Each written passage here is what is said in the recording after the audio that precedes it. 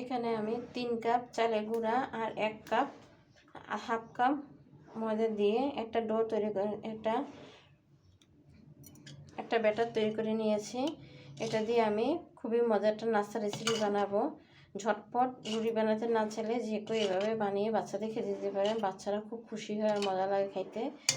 এখন এখানে আমি দিয়ে দিচ্ছি সামান্য পরিমাণ লবণ, যতটুকু পরিমাণ প্রয়োজন। এখানে ব্যাটারটা ভালো মতো লবণটা মিশিয়ে নিচ্ছি।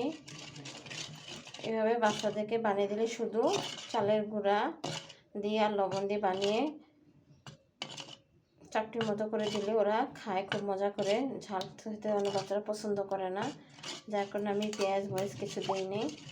এমনি একটা ব্যাটার যেটা নাস্তা বানাবো। মজাদার নাস্তা বানানোর জন্য আমি একটা চুলাতে ফ্রাই প্যান বসিয়ে দিয়েছি আর সামান্য তেল দিয়ে নিয়েছি গরম হওয়ার জন্য। আর এখানে আমার ব্যাটারটা 20 মিনিট পরে ব্যাটারটা আমি ভালো মতো নেড়ে দিচ্ছি। এখন আমি নাস্তাগুলি বানিয়ে নিব। খুবই ঝটপট বাচ্চাদের সব নাস্তা বানিয়ে খাওয়া যায়। এখন আমি চুলার মধ্যে ফ্রাই প্যানের মধ্যে দুই চামচ গোলা দিয়ে দিচ্ছি আর একটা মিশিয়ে নিয়ে ভালো মতো চুলার কড়াইটা একটু নেড়ে নেড়ে করে গোল করে নিচ্ছি।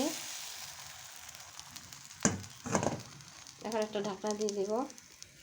নাস্তাটা আমার এক পাশ হয়ে গেছে, আর এক পাশ উল্টে দিয়েছি। চাপটির মতো করে বানাবো। এখন আমি এটা উঠিয়ে নিচ্ছি। এটা হয়ে গেছে আমার। আরেকটা নাস্তা বানানোর জন্য আমি ব্যাটার দিয়ে দিয়েছি।